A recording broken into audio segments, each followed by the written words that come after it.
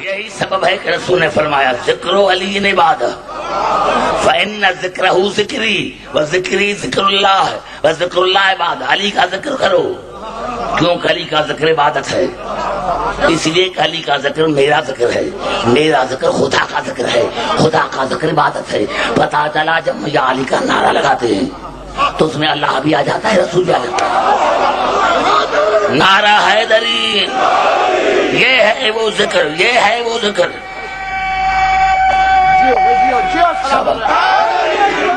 یہ الفاظ ہیں بڑی کتاب فرائض الصمتین کی، میں نام کسی کا نہیں لیتا. ایک صحابی رسول کے پاس آیا، یا رسول اللہ ہم جب بھی آتے ہیں آپ کہتے ہیں کہ علی سے محبت کرو، علی سے محبت میں فائدہ کیا ہے؟ اب سارے بات کر تو میں 5-6 جملے مجھے پڑھنا چاہیے دوستوں. یا رسول اللہ آپ جب بھی آتے ہیں تو آپ کہتے ہیں کہ علی سے محبت کرو، علی سے محبت میں فائدہ کیا ہے؟ اور یہ کہنا تھا یا رسالت کے تیور بدلے. اور آپ نے فرمایا کیا کہا؟ کیا کہا؟ کہا کیا؟ یا سب معاف کرنا، ہم جب بھی آتے ہیں آپ کہتے ہیں علی کا ذکر کرو، علی کے ذکر میں فائدہ کیا ہے؟ رسول پر اللہ من حب علین، اللہ من حب علین، اللہ من حب علین یحبنی.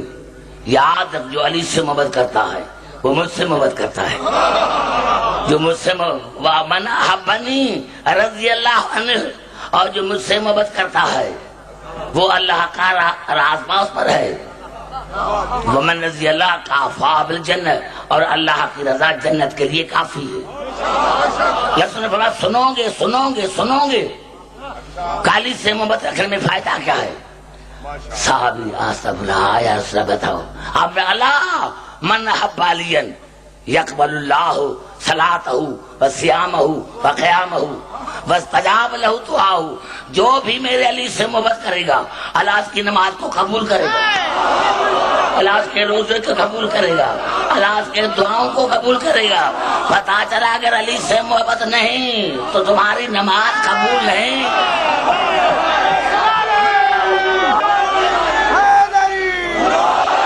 آیا رسول نے پھر کہا ابھی بتاؤں کالی سے محبت میں فائدہ کیا؟ اب میں اللہ من حب علین حبن اللہ لہو علیہ سکرات الموت.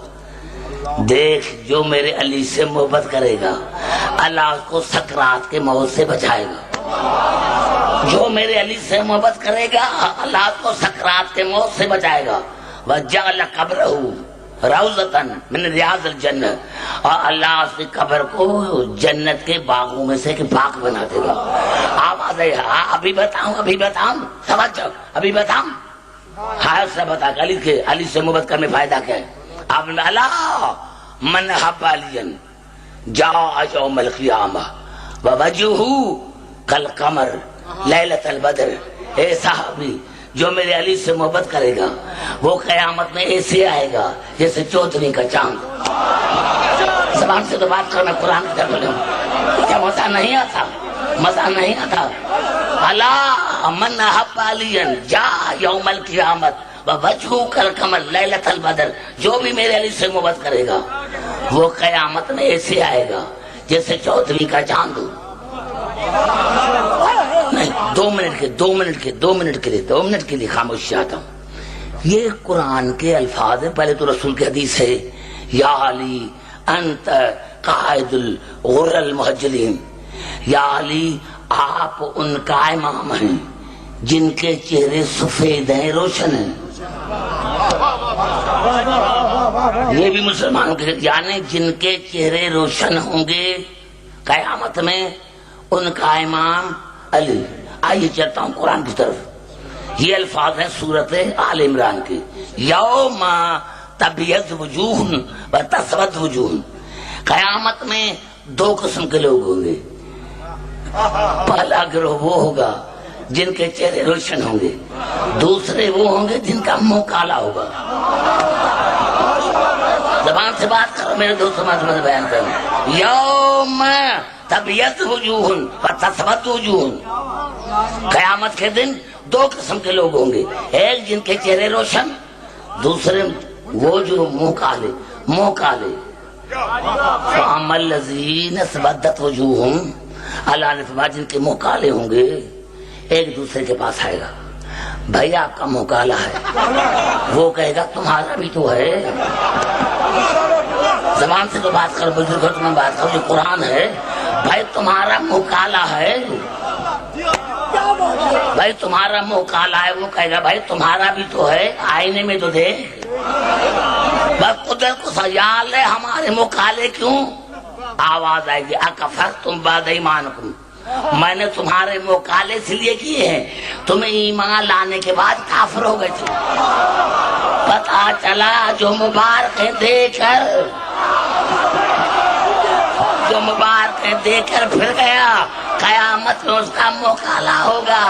ارے جب مرشد کا یہ حال ہے تو مریدوں کا کیا حال ہوگا؟ نعرہ حیدری،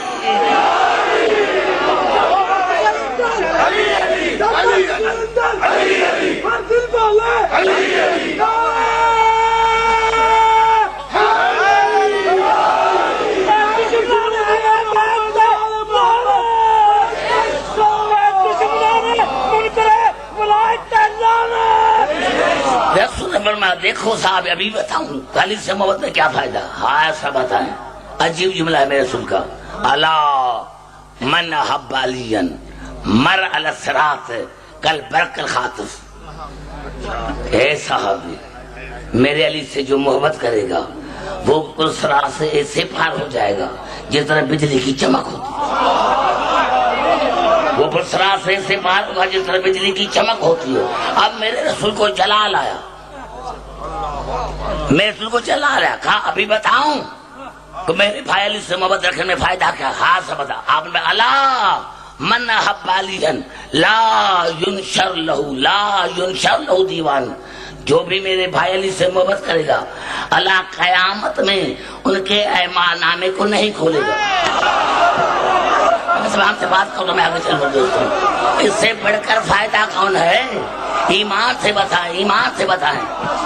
اگر اللہ نے ہماری مووی چلا دی، اللہ نے ہمارے گناہوں کی مووی چلا دی، اس وقت موت بھی نہیں آئے گی، پھر تو شرم میں ڈوب کر مر جائیں گے، لیکن موت بھی نہیں آئے گی۔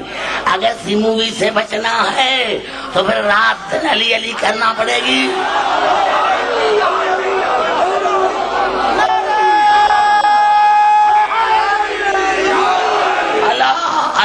اللہ من حب علی لا ینشر لہ دیوان ولا ینصب لہ میزان وقیل لہ ادخل الجنت بغیر حساب، اللہ قیامت کے دن نہ ان کے ایمان نامے کو کھولے گا اور نہ میزان کو نصب کرے گا، اور ان کو کہا جائے گا کہ بغیر حساب جنت میں چلے جاؤ۔ پتا چلا میرے دوستو یہ ہے، اور اللہ نے بھی کہا کہ جو میرا ذکر کرے گا میں اس کا ذکر کروں گا۔ دیکھیں میرے دوستو، ارے میں تو زمین پہ ذکر کر رہا ہوں، اللہ نے کہا عبدالحکیم تو زمین پہ ذکر کر، میں ملائکہ میں حسین کا ذکر کروں گا۔ ایک کا ذکر 14 کا ذکر ہے میرے دوستو، ایک کی فضیلت 14 کی فضیلت ہے۔ سلام ہو، آج 11 ہے، 11 محرم ہے، سلام ہو علی کی بیٹیوں پر جن کے بالوں پر چادریں نہیں۔ ہاں میرے دوست آج 11 محرم ہے، ہاں سلام ہو علی کی بیٹیوں کو بالوں پر جن بالوں پر چادریں نہیں ہیں، اور سلام ہو ان بازوں پر جن بازوں میں رسیاں باندھی گئی ہیں، اور سلام ہو سکینہ کے نازک رخساروں پر جن رخساروں پر شمر نے تماشے مارے تھے۔ ہاں میرے دوستوں میرے بزرگ، آج 11 ہے، آج 11 ہے، آج 11 ہے۔ 11 محرم کو یہ اہل بیت کا قافلہ کربلا کے میدان سے لایا گیا۔ سب سے پہلے جناب رباب آئی ہے حسین کی لاش میں، اور 7 مرتبہ طواف کیا۔ جناب سید سجاد نے کہا اماں کیا میرے بابا کا طواف کر رہی ہو؟ کہا بیٹا طواف نہیں کرے، دیکھ رہی ہوں کہ حسین کی کوئی جسم کی جگہ تیر سے خالی، کوئی زخم سے خالی ہو تو میں بوسہ دے دوں. بیٹا کوئی جگہ ہی نہیں ہے جہاں حسین کے جسم پر تیر لگا ہو, زخم لگا ہوا ہو. میرے دوستوں, جناب رباب نے کہا حسین حسین حسین میرے بال میرے ہاتھ بندھے ہوئے ہیں, اگر ہاتھ کھلے ہوتے تو میں ہاتھوں کا سایہ کرتی, بالوں کا سایہ کرتی. حسین نہ میں تمہیں غسل دے سکتی ہوں نہ کفن دے سکتی ہوں, لیکن حسین نے ایک وعدہ کرتی ہوں, میں سید زادی نہیں, میں زینب کی کنیز ہوں, لیکن ایک وعدہ کرتی ہوں ساری زندگی نہ ٹھنڈا پانی پیوں گی نہ ساری زندگی سائے میں بیٹھوں گی, نہ ساری زندگی سائے میں بیٹھوں گی. ہاں میں دوست اس کے بعد جناب رباب آئی, جناب اصغر کی قبر پر. اصغر کی قبر اس نے وہاں بنائی تھی, ایک طرف تھی اکبر کی لاش, دوسرے طرف تھے قاسم کی لاش کے ٹکڑے.